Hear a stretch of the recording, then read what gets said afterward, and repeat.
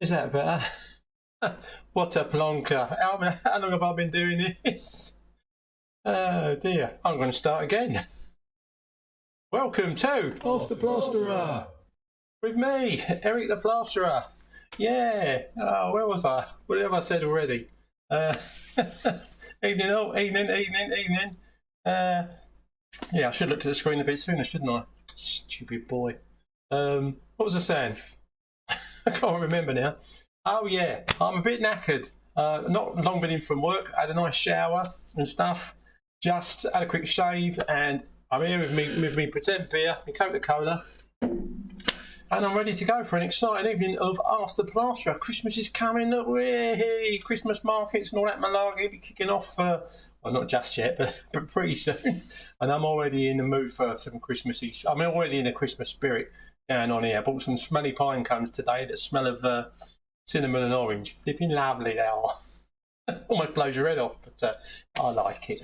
The missus isn't anything that smells, including me. Right, what was I saying? Yeah. Anyway, the job I had on today was I allowed 2 days for it, and I thought, yeah, I'll finish early today, get back in plenty of time for Ask the Plasterer, and then I'll finish it off tomorrow. But it got to the point where I thought, you know what, I can bash this out today now. The time was getting a bit tight, but I thought, no, I can still do it and get home in time, which is what I did. But only just, and she just texted me, said the money's in the bank, so it's all good. So it was worth it, and I can have tomorrow off. Yay!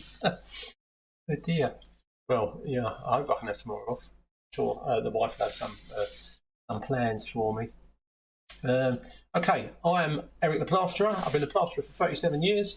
Ask the Plasterer this evening is all about just ringing in or sharing in. I'll give you the number in a little while, or typing in and asking any plastering related questions. I've been a plasterer for 37 years from South London, and I can hopefully answer any of your plastering related questions. And with your customer, newbie, DIYer, time served spreads, and all that stuff and things like that. Yes, welcome to all my regulars. Matthew, Chris, Johnny, Diggity, Martin, Ashley, Matthew. Oh, that's Matthew again, isn't it? I think. Yeah, sorry, Matthew. And Mark, yeah. Okay, cool. Right. Yes, only now 41 days Christmas. That gives us 40 days, guys, to get the wife or girlfriend a present. Remember that. Okay? Don't forget, Christmas Eve, petrol station is probably your only last shot. So try and get in there a little bit sooner if you can. And I'm going to try and do the same this year for a change. Yeah, and I'm remaining busy. I'm guessing a lot of you guys are remaining busy. Someone mentioned to me that there's a bit short on bonding and in the old shop. And I thought nothing of it because I think they're probably miles away and not in London. I can't remember who it was that said it. And won't be an issue in it here. So anyway, I had to go and get some finish today. I only needed some finish for this job. And I thought I'd have a look, make sure they got some bonding in, because I do need some bonding next week. And when I got there, the cupboard was bare. I mean, there's loads of finish, loads of multi, loads of board finish as well, which is good. More hardwall than I've ever seen in B&Q. This was in B&Q, and but no bonding whatsoever. So then I thought, oh blimey, perhaps there's I don't know what could be a problem with bonding. But when one of the other guys on the forum, they got loads of it there. So I'm thinking perhaps they're just waiting on the delivery. I'm just panicking a bit. Well, I wasn't panicking, but hopefully it's nothing to do with any bonding shortages. Just didn't have any in local BQ. Right, once again tonight we're going to go over to the old pub and log focus. I like the pub. There will be some background jibber jabber. There will be a little bit of Irish singing going on because I haven't had time to change the sound and the music part of it. That's quite a tricky thing to do, and I quite liked it anyway. So bear with it. If it's a little bit too loud, just let me know and I'll turn it down a bit. But it should be about just right. So let's go from here. Should we go for? Here we are. Lovely jumping. Don't forget, if you do want to call in and you're watching me on a tally box and not using your phone to do your YouTubing, You can call me in the studio, on 07516 214 983 and talk to me live, and yeah, and it's all good. Right, what was I going to say? Yes, exciting news from Easy Mix. On Monday the 22nd of November, something's happening. So look out for that, but I'm sworn to secrecy, so I can't tell you what it is, but it's good for all that spread, so that's the short cool. Right, I'm seeing a bit of time lag on my other monitor. I don't know if that's coming through to you or if it's all okay. Hopefully. Okay. Right, I suppose I better I'll see what you guys are saying. Right, Matthew, hello, yeah, no sound. Oh yeah, that was from earlier, wasn't it? Yeah, no sound, can't hear you. Yeah. It was mine. No, not your, wasn't your laptop, Martin. It was just me being stupid. Matthew, way. That's better, right? Yeah, start again, mate. Yeah, I started again. What's up? Mark, is that like, hey, what's up, Eric? Yeah, how's it going? Or is that like, what's up? Why can't I hear you? Johnny, Eric, how's it all going? Yeah, I'm good, mate. You're still working 8 days a week. What's the matter with you? I've got some weekends if you're interested. No, you're alright, Johnny. You're alright. I don't like working 5 days in a week. On Saturday or Sunday. But, yeah. No, I used to do it when I was like more of a teeny bopper, but I can't, you know, just ain't got it in me anymore. I mean, years ago I had a bit of labyrinthitis, which is some kind of inner ear infection that makes you feel like you just got off a roundabout. Just wishing on anybody. Worst thing I've ever had wrong with me. And it lasted for about a year, which was like, that was drastic. And that, why am I talking about that even? What you ask me? Yeah, and today, I was getting to the end of this job. I suddenly, it hasn't happened to me for years. I suddenly got a little bit quoozy, a little bit dizzy, and I thought, oh, hang on a minute, help, take it easy. You might have to cancel tonight. I thought, I can't do that. Can't let the guys down, or and people out there that are desperate. Have only found me tonight, desperate to ask a question about plastering, and I would have let them down. But no, I'm all right now. I've got my Coke. I've got my roaring log fire for you guys here. Got my new video up finally there. Sorry about the wait, lads. Yeah, just the advert for the Easy Mix advert up there, and my little Christmas market there, just to keep me in the Christmassy spirit. Aha, right. If you just joined us, I'm Eric Plasterer. I've been plasterer for 37 years in South London. I'm here to answer your plastering related question. Okay. Matthew, my local merchants on Monday was out of everything. Finish hardball bonded, as EC have all gone. Flipping hell, mate, I don't know what that's all about. Not shutting down, are they? They were just flogging it all, not getting any more back in. That's a bit. Whereabouts are you, Matthew? I can't remember, mate. I can't remember where anybody lives. Who was it? One of the guys said they came down to London and got in a black cab with their missus, and the fella was like gabbering away to them at the front.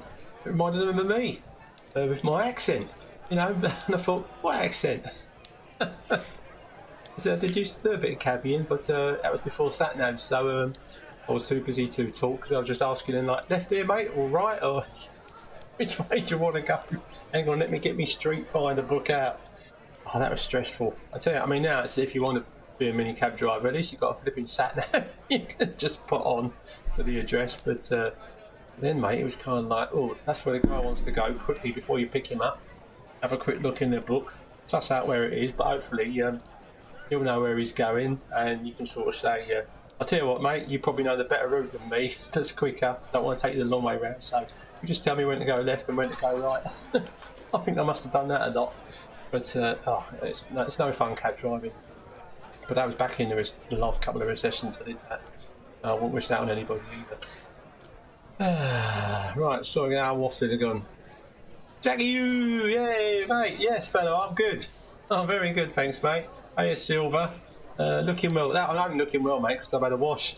I was looking rough as hell when I just came back in. And I've still got mitre glue on my fingertips. It does stick well, mate, but it sticks well to everything. It takes a fair bit to wash it off. But needless to say, I was sticking some beads on today with the old some stock beads again, which were handy because I was doing a drip lip on the back of a in a conservatory, big conservatory. The woman had it plastered years ago, the end wall of the house, and but a lot of it had cracked and that without had water coming through. And I did the whole thing, and it had curved sides, which went really nice actually. And I just stuck the beads across the old drip lips that were there, so I had some nice kind of edge to finish to. And the old job turned out really nice, so I was very pleased about that. So yeah, I'm in a good mood, looking good, feeling good. I had no dinner, so I might still get a bit dizzy, but they're running out of skim again. Locals using frame merchants not got any finished till end of the month. What's that all about then? I mean, I don't know, I'm a B&Q blooming fan, but B&Q in Sutton, they have got they've got absolute piles of because when I saw there was no bond in there, I kind of checked the end aisle. They got multi-finish up to the halfway up to the ceiling. In the part that it normally is stocked in, that's stocked up. And the upper shelves where they hold their stock, there's about 3 or 4 pallets of multi-finish up there as well. So I wasn't going to panic about any of that. So I don't know what's happening at your end there. I think hopefully it's just a delivery issue on its way. You're going there tomorrow and I'll have plenty of it. But I have to wait and see. Let me know guys, and I can see what's occurring or try and find out what's happening. Evening James, nice to see you mate. Yeah, I'm just kind of like chilling out a bit tonight. I mean, last week I went on till flipping 9:15 before I realised what the time was, which is a bit silly. We'll go on to about, well, hopefully we'll go on to about 8 if there's anyone else to talk to. Or you guys as well, obviously, just be nice to have a chat about. What are you getting your missus for Christmas and that kind of stuff? Oh dear. No concrete lintels till December. After I hate working with concrete lintels, on account of the fact they're just so bloody heavy, mate. What do you want concrete lintels for, Sylvia? Doing door openings or something? I hope you don't do the great big concrete lintel affairs when you're doing openings and stuff, instead of like the catnick type ones are much lighter, basically, and easier to cut on concrete. Let's pop over to Page. There we go. I got a bit more pub here, see, as well. Doesn't mean that see up on that video when I've done that at X-Space, got quite a lot of watermarks on that bit there, but I'm feeling and they don't show when it's painted. And I am going back there in 12. I know the guys as well. I've passed the whole house basically. Last few, and I'm going back there in 12 months, and I'm going to take some video of that attic space to see if whether the timbers that I put PVA and some scrim tape on, and I've just skimmed over a part, which if you watch the video, you know what the bit I'm talking about. And technically it's not something you do. So the customer bought it, he wasn't too fussed about how that looked or how I left it, so I just thought I'd do it like that. I've done it like that before in situations and it's not cracked on me. But to be fair, I'm going to go back there 12 months time, well 11 and 3/4 months time now, and I'm going to take some old pictures of it, pop it up, and we'll see whether it has cracked or not. And then if it hasn't, I'll say, right, anybody's having a moan, shut up. But no one has had a moan, funnily enough, but I think I did say something on the video to try and stop that. So, as soon as you do something wrong on a video, you get kind of, oh, you shouldn't do it like that, mate. There's some guy on here on my making comments last week, but I don't mind people making negative comments, but when they say it like, oh look mate, you know, I'm a beat's knees, you know, you're not doing it my way, you're doing it wrong, and oh that's going to crack, oh that's going to do this, oh that's going to do that, nothing positive. And you can't be asked to put something nice, just don't bother putting anything. But you do get people that you going around and just the fun seems to be taking over people. Anyway, I digress. Neil, hello Neil. You guys, does anyone use a quoting app? Yeah, do any of you guys use a quoting app? I know there's a lot of them out there. I've looked at them in the past, but I end up the way I kind of operate. It asks me for stuff that I don't need. I'm not VAT registered. I just don't earn enough money. What else is it? Yeah, I don't invoice. Well, yeah, I don't invoice as such because when I send people a quote in, it does tell them that my money is due as soon as I finish the job, and that I never do more than a room, or I expect payment. If I'm doing more than a room in one particular house, I will get paid for that, and I'll move on to the next one. But I'm not trying to catch up with invoices, what have you. So it's when I thought, oh, it'd be nice to use an app that hopefully does stuff for you, and then but there's so many options on there that I don't use or don't need that it's not worth it. And that's when you could like buy the app. And now a lot of these apps are on a you're paying for it. It's so hard to lose in the plot up here. Yeah. Anyway, whatever. But yeah, if any of you guys use that, you'll be keen to know. Or so would I actually. Oh dear. If you've just joined us, I'm Eric the Plasterer. I've been a plasterer for 37 years from South London. I'm here to answer any of your plastering related questions. If you're a newbie, DIY, time to spread, and all that kind of stuff. Hello. Or if you're a customer or a potential customer, you want to ask a question, fire away. Or you can also ring and talk to me in the pub on 07516 214 983.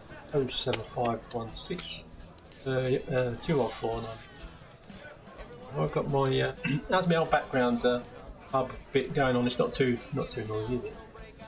It gives it a bit more atmosphere than rather than just having that bit quiet there. I feel like someone else mentioned last week I'm like the barman in the pub. It's a bit quiet down my end because they're all busy having a Kaylee round the corner, and yeah, stop and have a chat.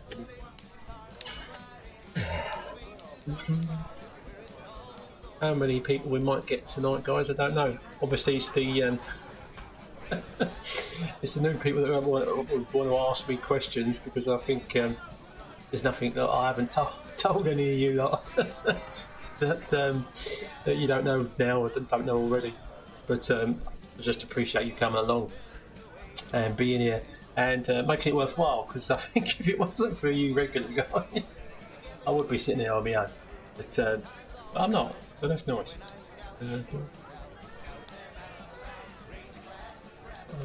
Jibby jab about something else. Right. Yeah. So I'll talk about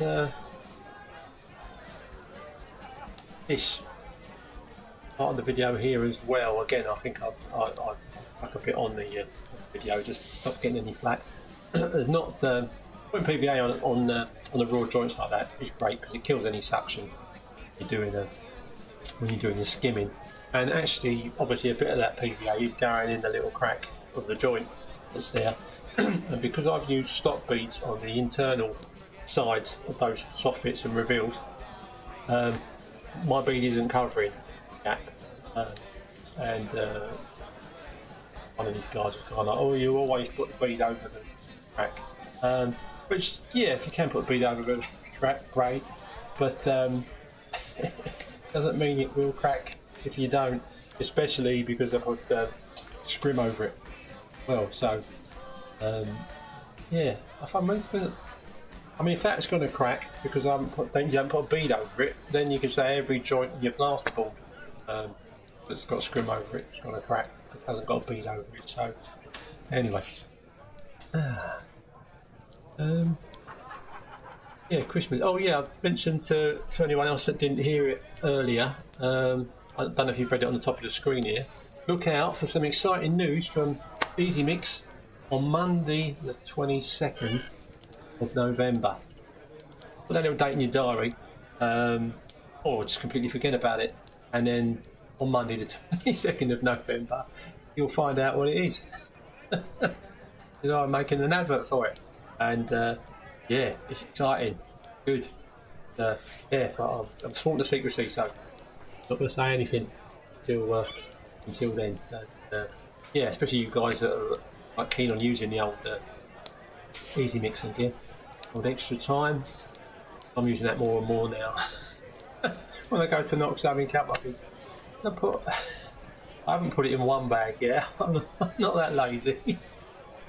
But some of me 2 bag sets, I kind of think, well, I could do this in without the extra time in it. But let's chuck it in and just chill. Dear. James, I noticed you wet trowel with a metal speed skim. Any tips on this method, as I always use one Marshalltown for the stage followed by a flex trowel? Yeah, but the only reason I use it is because it is like rather than, because normally and traditionally I would just be going over wetting and doing that first trowel up with the Marshalltown trowel. It's the fact that the speed skim is just giving you that, in my opinion, just like a two-handed trowel, and obviously you're covering a larger area with every sweep you make, and as myself and a lot of guys say, the less moves you can do on your joints, your elbows and whatever, the better off you're going to be as you get older, because I noticed a lot of guys that are younger than me are having loads of issues with their shoulders and elbows, and tennis elbow and loads of other things, and it is because you as spreads you're really like, you know, giving it all day long basically, aren't you?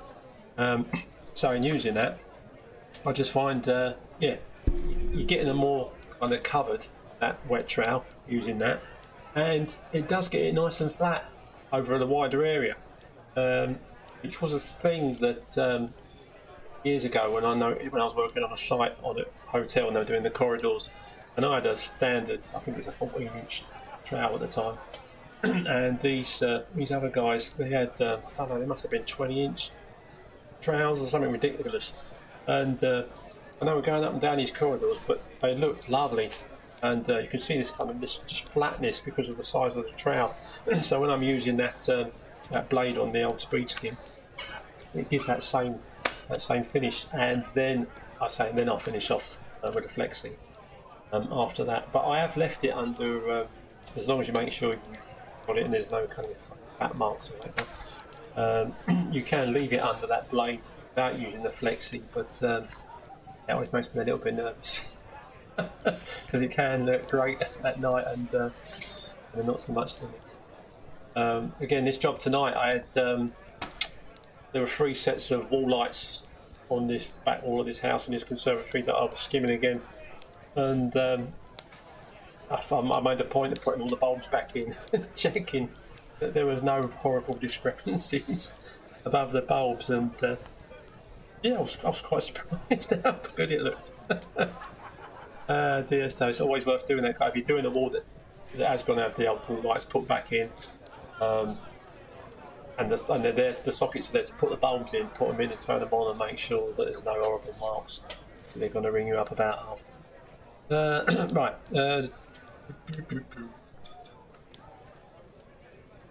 Diggity, you know what, mate? Do you get many customers that sit and watch you work? Any good tactics to get rid of them? Oh man, when I was still learning, really green as a spread, and went round this. It was near where I was, where this college place was, and me and another mate of mine who thought we'd kind of cracked it, even though we were really only beginners. These people sort of said, "Oh, are you from up the road there?" And we said, "Yeah." They said, "Oh, do you want to give us a price to skim our front room?" But we have rendered it ourselves with sand and cement. It just needs to skim. We had a quick look at it and thought, yeah, no problem. But man, when we actually went to do it, God, the render was rough as hell, rougher than it looks at a glance. And it took me and my mate, we gave him some silly price like 100 quid. We were there, two of us, at least all day. So I wouldn't be surprised if we went back. It was that long ago now, I can't remember. But we're doing it, and I suddenly felt like you could feel the eyes on the back of your head, like someone's watching. And I turned around, and literally the whole family, and friends, had all pulled up chairs. It was a kind of an extension off of the lounge. And they were just sat there like a row of people in a cinema, watching me and my mate trying to plaster this rough old cement work that they'd done. And I thought, it it was hard enough as it was, not really being that good at it, being under pressure because the rendering was so rough that they'd done. And then to turn around and have a whole family of people watching you was kind of like, I couldn't believe it. But at the time I didn't know what to say, so I think they just sat there until they got fed up. I think they got themselves some drinks, cups of tea, whatever, and just watched while me and my mate sweat try and do that job. That was horrible. And only another time about, it was probably about 10 years ago now, but it feels like it wasn't that long. And that particular guy did ask me, a customer, if he minded if I minded if he watched, which I didn't. I said, well, I don't mind, you want to watch, pick up a few bits, I'll give you a few tips, and that's fine. But he literally kind of stood there leaning against the wall from the minute I started that first day, because I was there for a while. And to the point where I was thinking, I'll tell you what, why don't you go and have a cup of tea, or just give me a minute so you're not constantly looking at me. And I did a whole day with him watching, and he's asking me questions and I was giving answers. And then the next day he kind of like, I'm cracking on with this now, and he leaned up against the wall and just stood there, and I couldn't stop myself. I turned around and said, I said, do you mind giving us a bit of a break? I said, I think more or less I'm not going to be doing anything different today than I did yesterday. And to be quite honest with you, I'm kind of like, you're standing behind me, because it wasn't that much space. He was quite, not that close, but close enough for it to be irritating. And he went, oh yeah, sorry, and he kind of disappeared off. And I think after that he came back occasionally, but I think he got the message. But yeah, so that's only the two major times that stick in my head. For are you being watched then? What do you do? If you can put up with it, I suppose you just do, but I have to stop myself when a mechanic friend of mine fixes my cars for me, and we're good mates in that as well. And I think, if he needs anything, or he wants some help, or if he wants a cup of tea, I can help him. And I have to stop myself from standing there watching him while he's in the engine. So I have to think, hang on a minute, he don't want you standing there while he's doing that. Just go and do something else, and let him get on with his mechanics of your motor. He'll soon give you a shout if he needs you. So yeah, it's not nice to be watched when you're doing the job, is it? So there you go, Diggity. Yeah. Lots of things have happened to me in my plastering career. I could probably tell you about. There's only things like that I remember when you ask. Something like that. Johnny, hi. Is there any builders merchants I can buy Easy Mix from? Yeah, sorry mate, I don't know if it's you or someone else asked me last week. There's quite a few on there. If you go to the easymix.co.uk website, it's there's a list on the bottom of the one of the pages on their website, and it lists all the different places that stock it, where you can just go in and buy it off the shelf. Places like Travis Perkins, and there's loads of others as well, depending where you live in the country. And so yeah, if you go on there and have a look, and then yes mate, so yeah, regards to going into a shop and buying it, if you go to their website, they'll have it on there. Other than that, you can order it on Amazon, what have you. Matthew, I struggle to get used to the metal blade on the speed skim. I mean, the metal blade, I do only use the metal blade when I'm doing a wet trowel up. If you use it any time before that, you're just going to get...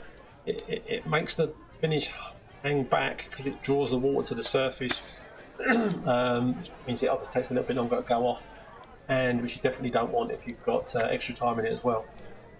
And the chances of it blistering are really high. Because when you're using like your plastic blade that opens up the surface and lets more air get to it, so it goes off quicker. And yeah, you don't really get the same blistering issues. But if you're just using it on a wet trowel, Matthew, it shouldn't be a major problem as long as you're not going on it too soon. And you want to be kind of at touch dry. It doesn't want to be tacky when you're spraying it or getting the metal blade on it. Up to that point, if it's a little bit dry, you want to go over it with the plastic blade. You need to soak it a lot more. Take the plastic blade across it, or it will drag, because the metal one won't. But yeah, just persevere with it, Matt. If you ain't got the kind of the feel for it, but just as long as you only use it for wet troweling up, not really for a dry trowel after. Stick with your flexi or whatever for that. And yeah, don't use the. I wouldn't recommend using the plastic one when you're doing a wet trowel. You can, but say you've got to put more water on the wall than you need to. Use the plastic blade for that part of it, for the wet troweling part. But persevere, Matt, and let us know how you get on, mate. It's actually soon get the hang of it. It's like walking on stilts. When I first bought me stilts, I thought it was the biggest waste of money going because I was petrified to let go of the wall. But it didn't take that long to get the hang of them.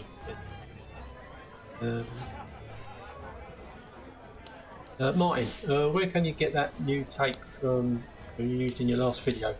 Is it better than the British gypsum? Are you talking about the fibre tape? Yeah, go into one of my video descriptions, and there's a link. I'm pretty sure there's a link for it in there on Amazon.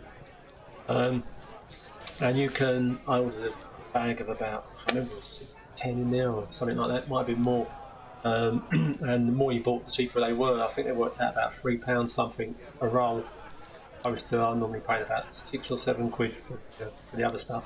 It is high tack. I think in that video I say, well, if you want to use this gear, there's go to the video description and order it from there. I don't know if I put it in. Actually, I don't think I put the video description on that video yet. I need to do that. But any of my other videos, the link for that tape will be on there. So yeah, get on there and get yourself some. I'll get a little bit of a kickback, percentage-wise, whatever you spend on any of the links. Even if you don't buy the thing you went there to buy, once you've gone on it, any of the links, and then you order whatever within reason, it still counts, and we still get a little kickback off it. Even if you go there to buy some tape and you end up buying a shovel, yeah, we probably get a kickback for that. I've got no shovels on my descriptions. I don't really use them anymore. But yeah, that tape, apart from the fact it's pink, there's nothing wrong with pink, but I was used to the white tape, which was a bit not so sticky, and then the orange tape, and then this pink one. But yeah, no, I've been using it for quite a while now, and I have no issues with it at all. And as I say, it's a lot cheaper if you buy more of them. Feels like I've been hitting it.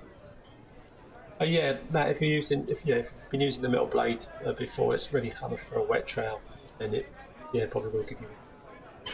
Just wait till you think when you would normally do your wet trowel with your Marshalltown, and then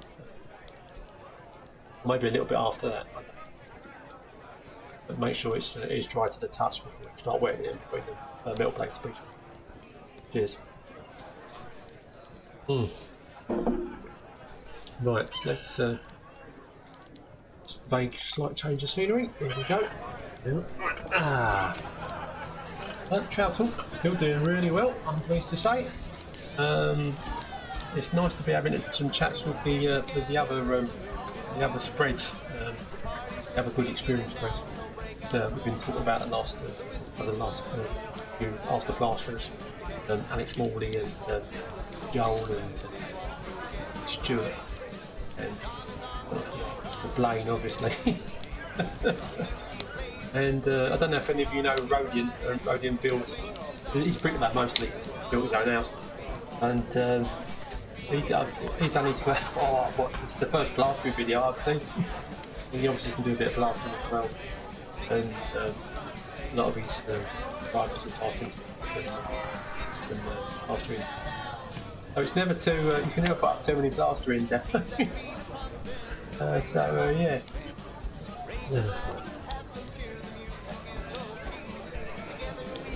Right, James, once applying your second coat, if you get it on neat enough, do you ever get onto the metal skim next to flatten? Yeah, I'm just going to read that once more, James, to make sure I'm answering the question.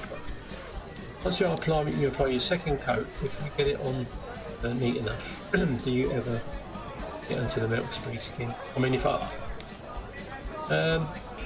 yeah, I've done that with my. I put my first coat, get my second. Actually, I put on my first coat. I take the new plastic speed skim over it, and then whack my second coat on. Yes, I've been doing it quite a lot of late. Yeah, I've varied the way I work since I started using speed skims. It's only been for the last couple of years now. Prior to that, I wasn't using them at all. Same way I wasn't using retarders and accelerators in the gear. So the short answer is, yeah, I'm putting the first coat on. I'm hitting it with the plastic blade straight away, more or less, just to get that initial flattening off. Then I'm doing my second coat, so flattening off, flattening it out. My second coat, as neat as I can get it. Probably not as neat as I used to since I've been using the speed skim later on it, but yeah, get that second coat nice and flat. And I don't touch that until I hit it with my water and metal bladed speed skim. So yeah, so does that answer your question? I do, yeah. Basically, after my second coat, I don't touch it again with a Marshalltown. I don't touch it again until I'm using my metal blade on it. By the time I've done my second coat with my Marshalltown, I've got it more or less where I want it, how I want it. And it's fairly nice and flat anyway. And so that when I hit it with the water, once it's firmed up, I can get the metal blade speed skim on there and off your uncle, and then onto my flexi at the end of that. Sorry, I'm starting a habit of slapping my bloody thighs again, which ain't so bad on here, but sounds terrible on the podcast, which will be going out of this in a couple of days after. It'll take YouTube a while to let me re-download this live stream so that I can then get the sound off it on a podcast. John, thanks. Yeah, no worries, John, no worries.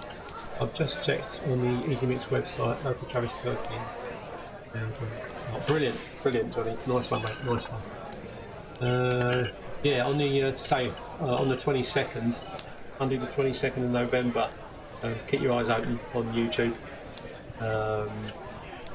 My next ad that comes out for them, because it's it's a bit more exciting and a bit Christmassy. Well, very Christmassy actually. But yeah, there's some I'm not saying anything else. Right, okay. James, yes, answered my question. Brilliant. Excellent. It's interesting to see other spreads tactic. Oh yeah, you got. That's why I watch other spreads. No spread knows everything. I mean, I've got years of experience, but I still like watching the other guys. Just the way they work. Sometimes they do different things to me, or they like using put down tacky PVA. I like using neat PVA. But it's neither in nor there. Whatever works for me and for the other guys, it's great. It's about what works. What makes your life easier. I mean, don't make your life more difficult by doing something in a traditional manner. I mean, if you love doing it that way, and I've got no qualms with that at all, because that's not what I used to do. But, you know, but as you do get a bit older or a bit more tired, that's how I've started using the plaster retardant just so I can go a bit slower. I've done a couple of jobs where I've kind of like bashed something out big, used it for that, which is great. But oftentimes, yeah, I will just use it because I can't be asked to go too fast. As long as I can still get the job done, it's a nice job and the customers are happy and I get paid and it pays enough for me to pay my bills and pay for everything which you've got to pay for in life, then it's all good. It's all good. Right, if you've just joined us and you've never been here before, I'm Eric the Plasterer and welcome to Ask the Plasterer. I've been a plasterer in South London for the last 37 years. I'm here to answer any plastering related questions once a fortnight on a Monday, or you can go to any of the links in my videos have this Discord community server on it. It's a forum basically, where a lot of the guys that come to Ask the Plasterer, we can just chat together any time of the day or evening, and normally when we're on jobs, I've had a bit of a chat today, pictures on of what I was doing, and the fact it's getting dark quickly, and although I've got a couple of really good floodlights, once the old light goes outside, it is still needs quite a lot of floodlights to make it like daylight, and I think, oh my god, you can still see, but it's just not. It's just a lot harder, and I've just got to remind myself it's going to get dark before I finish the job. I wish they think about it this summer. Good mate. Cheers.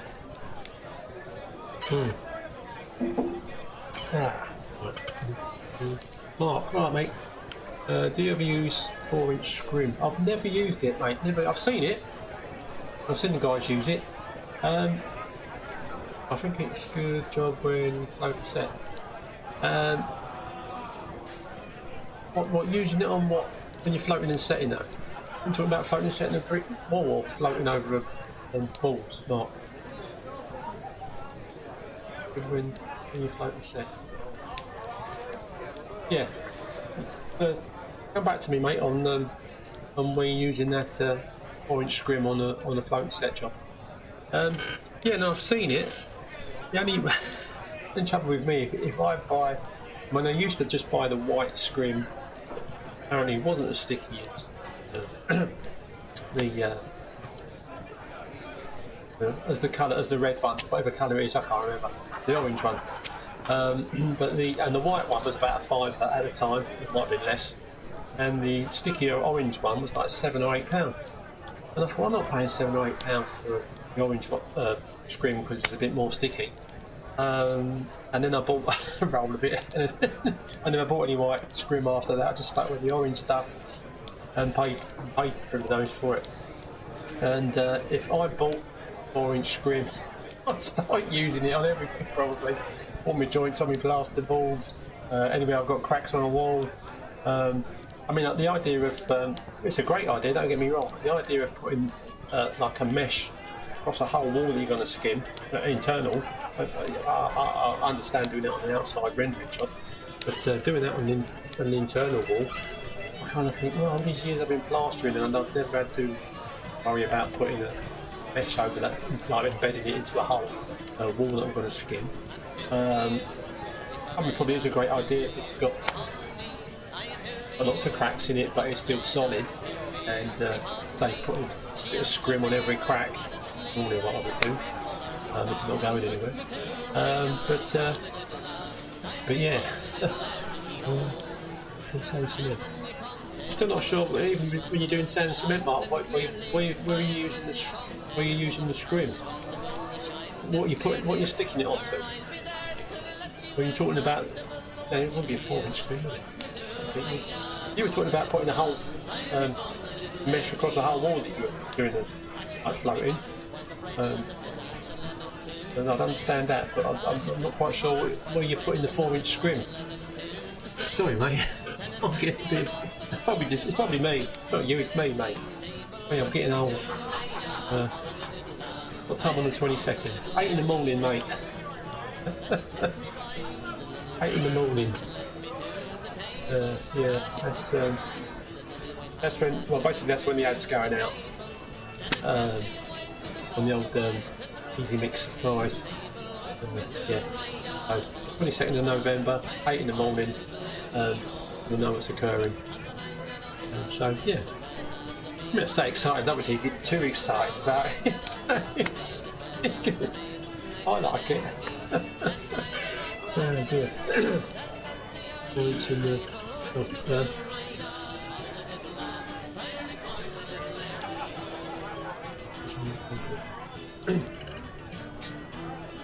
so sorry, Mark. I never, when I'm doing a floating job, I never use any scrim. If we're talking about if I'm going to have a block work or bricks, I don't put any scrim on the internal angle. Is it me that's getting this completely wrong? I mean, I don't know if the guys do that now when they're floating or on the internal angles. They're putting scrim around the. I mean, I put scrim around the internal angles of plasterboard when I'm skimming, and probably if I'm bonding as well. Like what tie cut bonding, not if I'm floating anything onto blocks or onto bricks, I don't use any scrim at all. 4 inch or 2 inch. But it's probably just me. The old bit.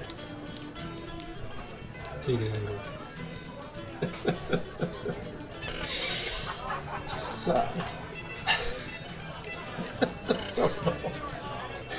the angle. So we've got our floated ball. So we're floating it already, and then before we skim the lid and the wall, we put in scrim against the ceiling and the wall. Is that what you're asking now? Because again, if it is, I don't do that either. I will float up to the board if I've done a new board lid, and I'll do a floating set up so it's buttoned up against the plasterboard. That joint there at the top when the ceiling meets the wall, I don't scrim it. I only scrim that if this wall's old skim that I'm going over with new skim, and I'm going to skim this, or this is plasterboard or that is, or one or the other. I'm going to put a skim on both, and it's plasterboard, or one of them's plasterboard, then I will scrim that ceiling joint. If it's just render, whether it's bonding or sand and cement going up to the ceiling that I boarded, I don't put scrim on that angle. Yeah, and well, as far as I know, none of the customers have run me back and gone, "Yeah, mate, you got a nasty crack around the top of my ceiling." But I just didn't want to ring me and mention it. Oh dear. Johnny, can anyone recommend a good work light? Yeah, a few of the guys. There's these dome ones you can buy, aren't there, that tend to give a good old light in all directions. But it's like most things that we buy, lads, they're I think they're quite expensive. I mean, one of the fellas, I don't know if it was on here or on the forum or on Trail Talk, bought I think it's like 10,000 lumen light. I mean, it's the rechargeable light, but bright as anything. But the English money, it was about the 10,000 lumens one was about 250 quid for one light.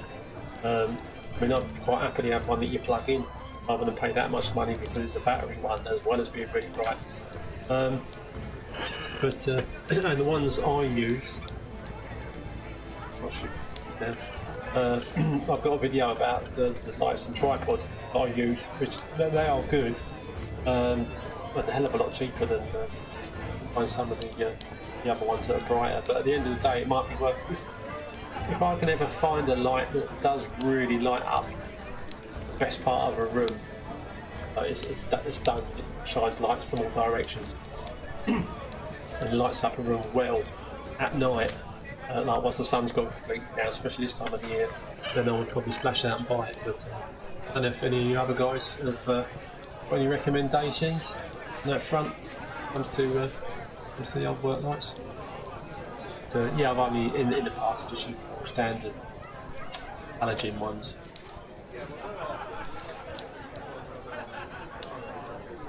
Oh, yeah. Hello, mate. I'm hardballing over galvanised box lintels.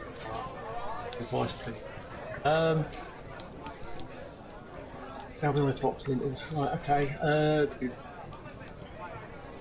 To be on the, have they got any? Are they box lintels? Because some box lintels have got like a mesh on, like, I don't know if it's welded on. I haven't used a box lintel for years. Sometimes they're just literally a metal. I thought, is that coming over my shoulder? It's myself. They're just like literally a metal box, but oftentimes they've got a mesh that's kind of stuck or welded to them. If it's got that, then it's fine just to go onto that. For extra support, mate, I've been my usual neat PVA job on it. You let go off, or you put the hardball on it. Don't put another coat on it wet before you put the hardball on. A neat coat of PVA, let it dry properly, and then hardball on. Yeah, that's the advice I'd give you, mate. I mean, a lot of guys would start buying the different grits and that, and covering it all in blue grit or red grit or whatever.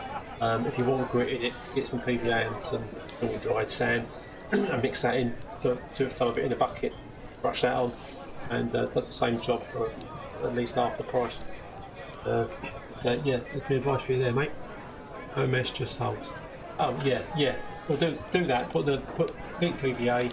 Put some dried sand in it if you want to. Want it to be a grit, and give it a good old coat with that, and let it dry completely so it's not tacky, and then do your hardball over the top. And preferably, depending on how many you've got to do, it'd probably be a good idea to coat all those up at the same time or the day before or whatever. So when you go to hit your rooms and start doing your hardball, they're ready to go. I wouldn't go just straight onto them just in case it blows. But at least you know if you put that gear on, it's not going to blow. I've said on there before, I've used just neat PVA on a porcelain sink that I rendered for someone that just wanted to use it in their garden as a planter. And when the render stuck to it, I put a picking up coat on it, and then the next day I floated this porcelain sink with sand and cement. And the only thing sticking in the picking up coat to the porcelain sink was neat PVA that had dried. So diggity. When boxing in and skimming an old doorway, would you remove the door lining or PVA scrim and plaster over it? I know Blaine will take the frame out because I've seen him do that on the job. Which, if you're going to do a job really properly, you're going to take a frame out, or preferably your customer's going to take a frame out. If you're going to take a frame out on a job, you need to price for taking the frame out. Taking the frame out isn't normally a particularly easy job, and can take you a fair bit of time depending on how well it's been nailed and fixed into the wall.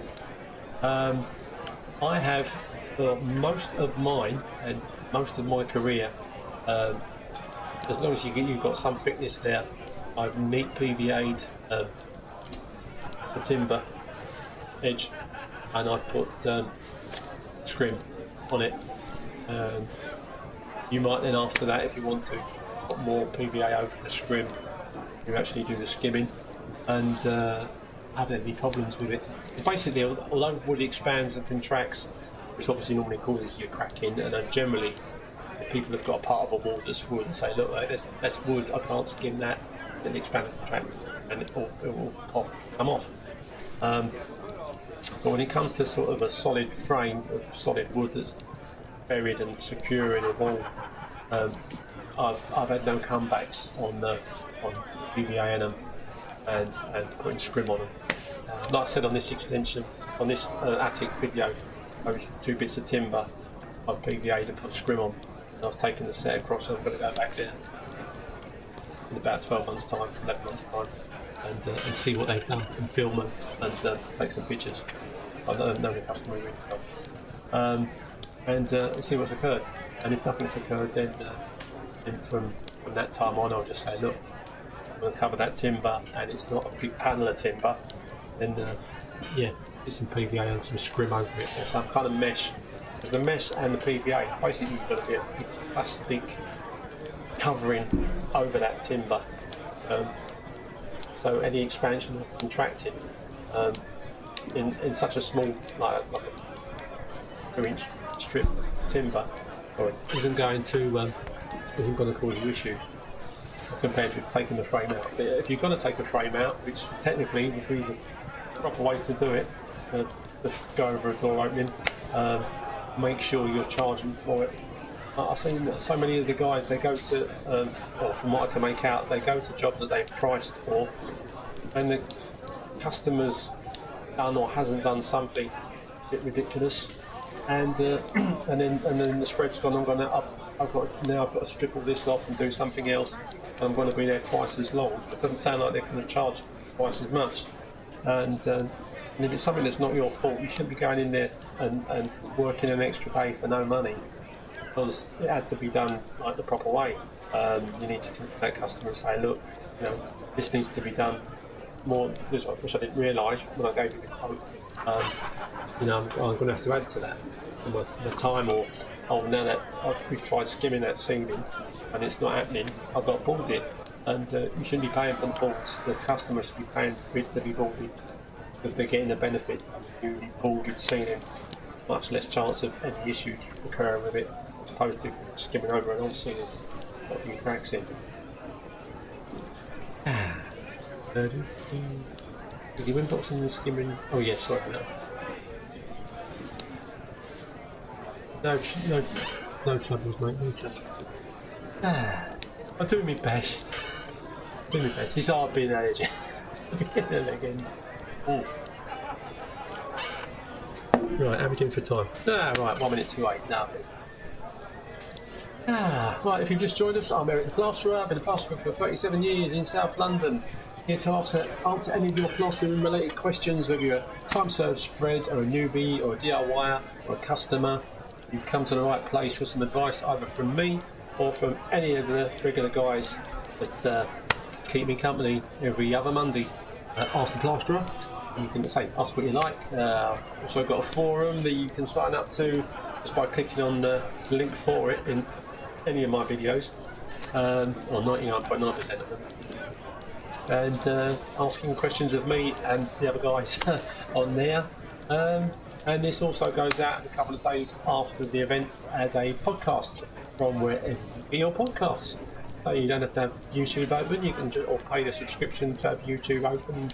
You can just pop your earphones in, find your Spotify or wherever, and Apple Music, and go, yep, ask the Plasterer. And I shall be.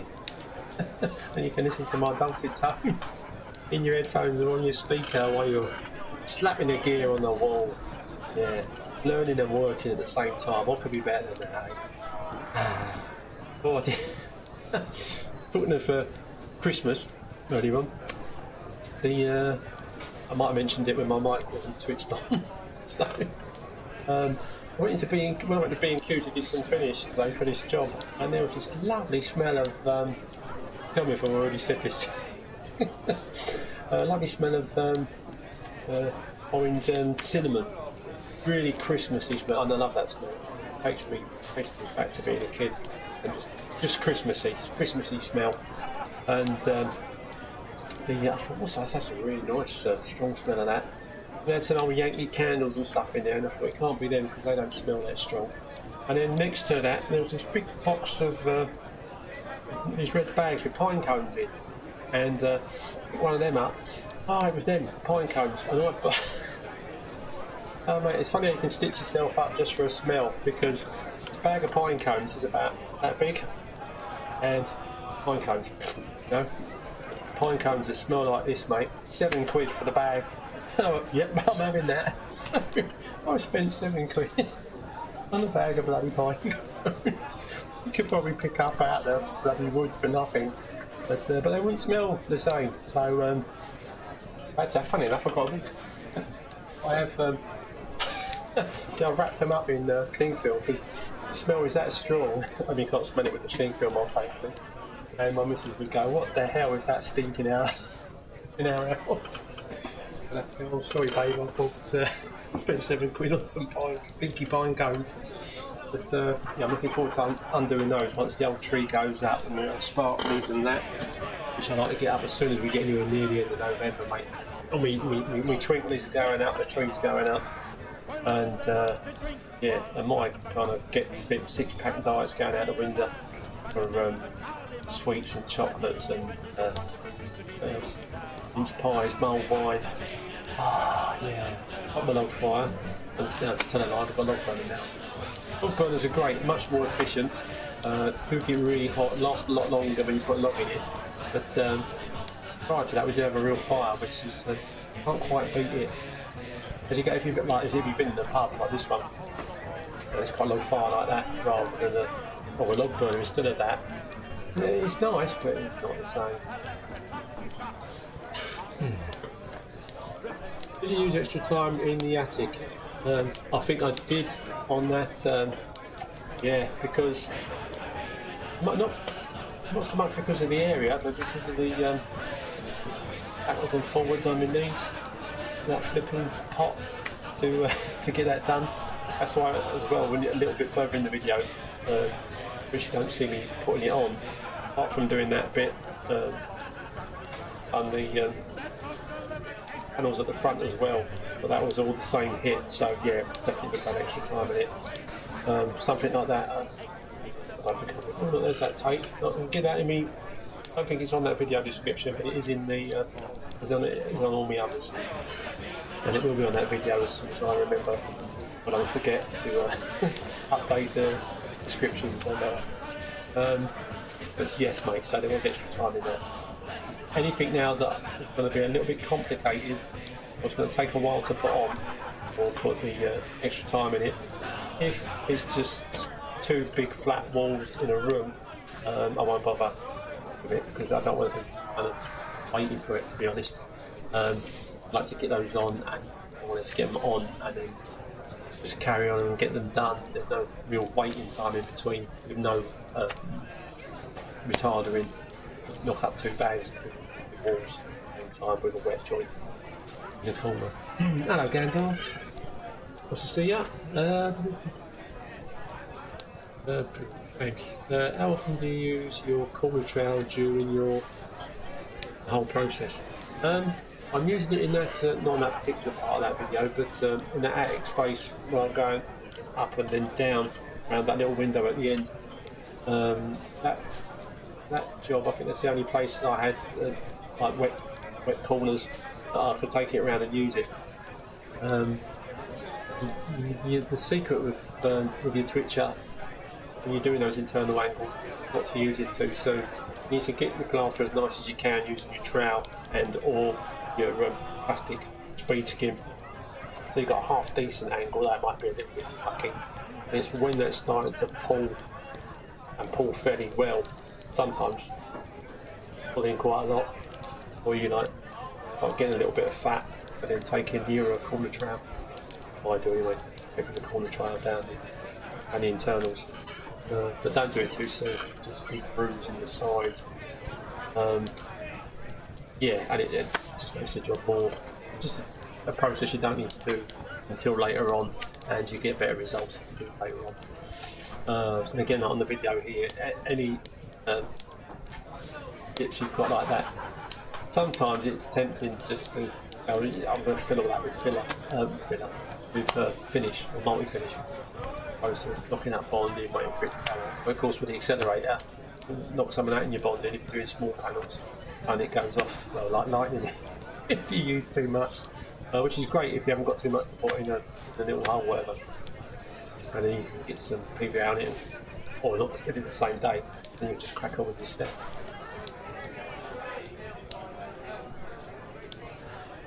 Yeah, nice to have you again, Gandalf. Nice one, mate. Nice one. Martin, as a plasterer, do you offer other work as well, i.e. painting or fitting skirting boards as an additional service? I used to do, I think they fit in the kitchen, one of the customers once, but that wasn't fun. it was the plumbing in the gas to the which I don't think you're allowed to do now technically, but you were when I did it. It had to be a solid plumb joint to a hob, and the hob was behind an oven that was going in, and you had to make sure that you plumbed it up so the oven would go all the way in and the pipework wasn't in the way. You had any gap between the back wall and the pipe, and that was fine. But the only thing I would sometimes do, I haven't done for a while because I'm busy, is painting, and that is if it's my own stuff. I mean, if I'm plastering the room for someone, or because quite a lot of customers I don't know why, assume you'll paint it as well. I'll say, oh, want my bedroom skimmed, plastered, and go, yeah, okay, fine, and they go, oh, then, can you paint it? And I'm kind of like, well, I don't normally do the painting. We get a decorator in, but if I'm not too busy, then I'll give you a price for painting it.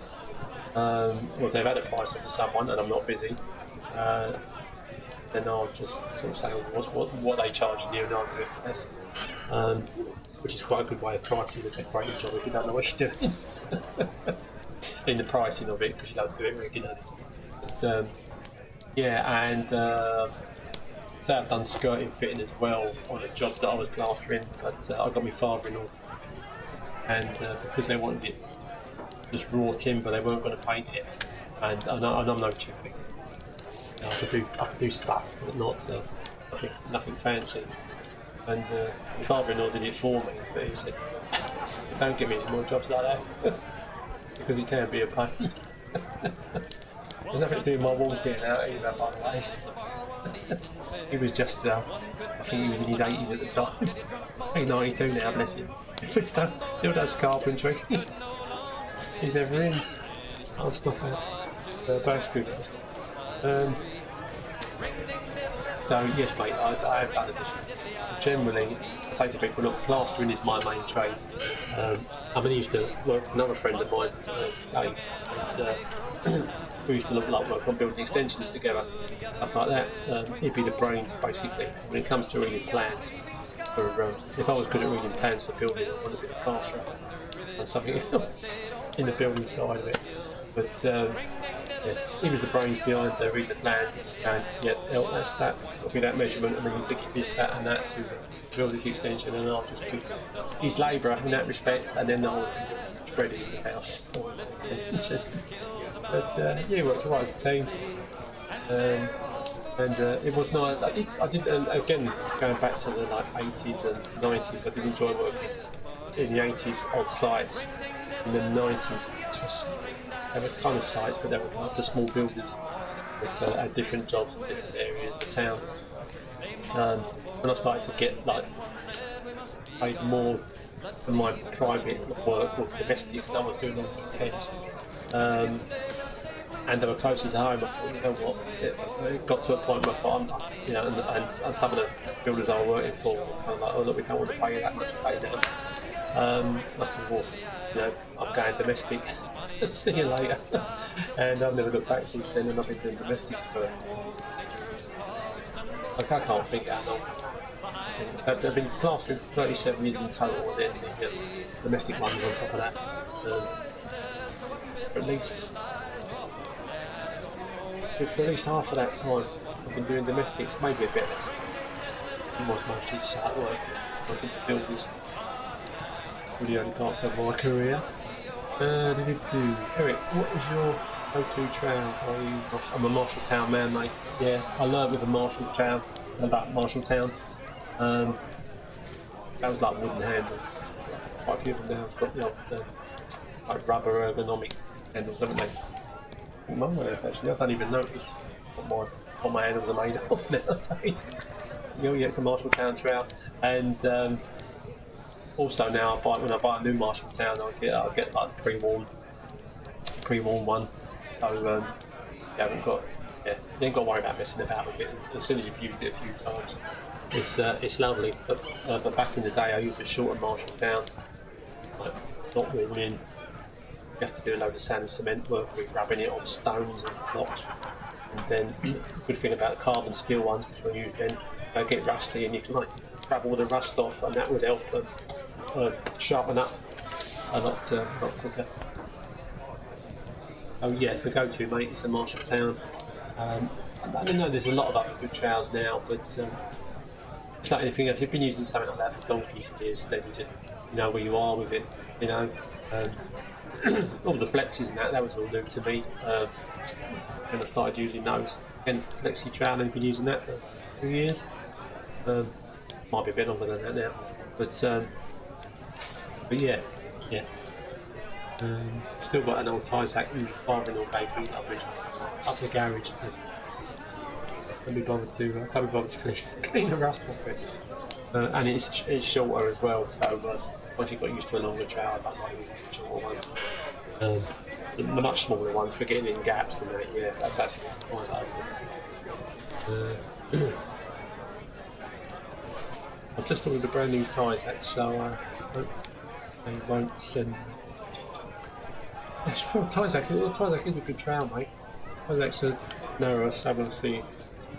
That's the trail. We'll see what happens. See what happens, mate. Yeah, no, tyre sack here in Jackson was a good brand. I don't know what the new ones are like. Matthew, what flexi do you use? I use the Ox Ultra Flex. That's the only flexible trail I've got. Unlike quite a lot of the spreads that like collecting the trails, whether it's from views or whatever, or it's just they've got a choice of what they like the best. If I get something and I'm happy with it, I'll just stick with it. I'm happy with my Ox Speed skims, plastic blades with metal blades. If you've got a whole set of long and short ones, plastic. I'm in Marshalltown for laying on and completely finishing off with me Ox Flexi. And the only time I'll probably get on the flexible trail is when I bust or really badly dink my one I've got now. Right, okay. Anyone that's just joined us, Eric the Plasterer. I've been plasterer for 37 years. Here to answer any of your plastering related questions. If you're a DIYer, a newbie, time serve spread, if you want to sort of ask anything about tools or say some tool you think is rubbish, I'm absolutely fine with that. Just far away.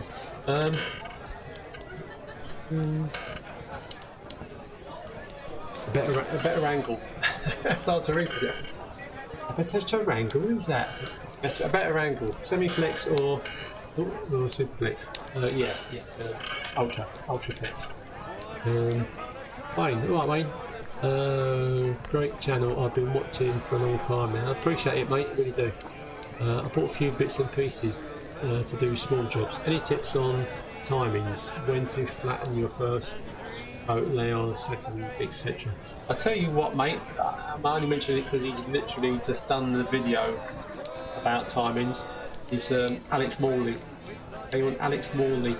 Go to his. If you're not following him already, or subscribe to his channel, and look up his. Pretty sure it's the latest one. It was only out the other day, and he's talking about timings.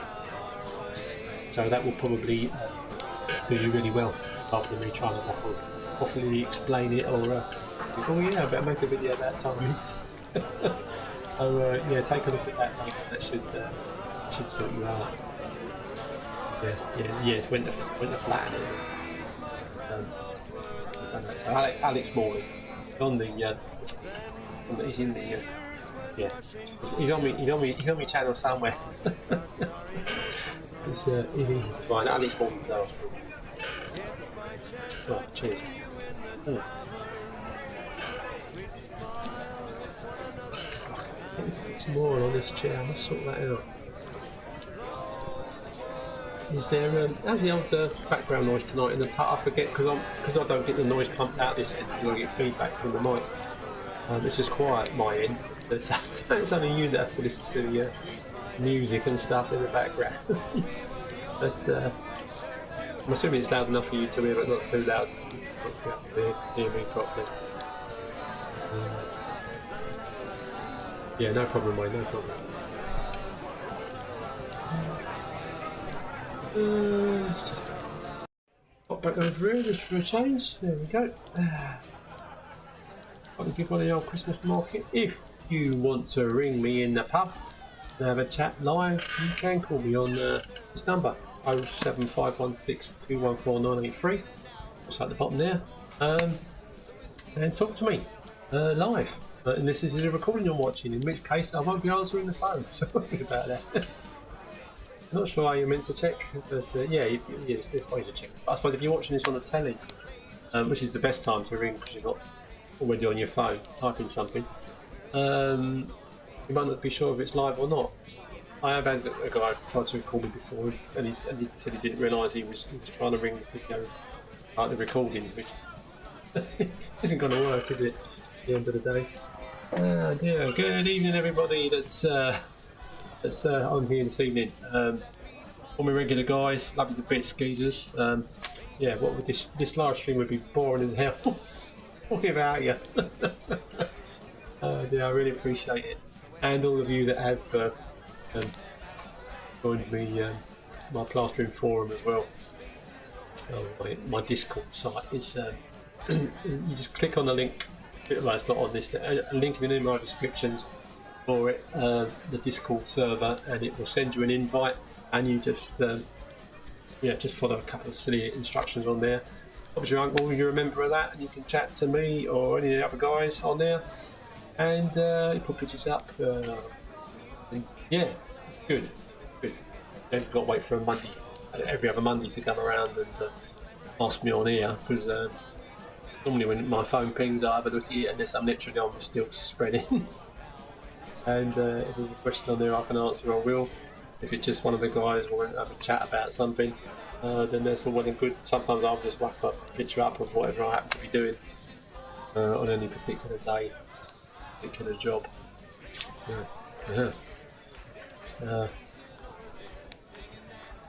If you could pick any trade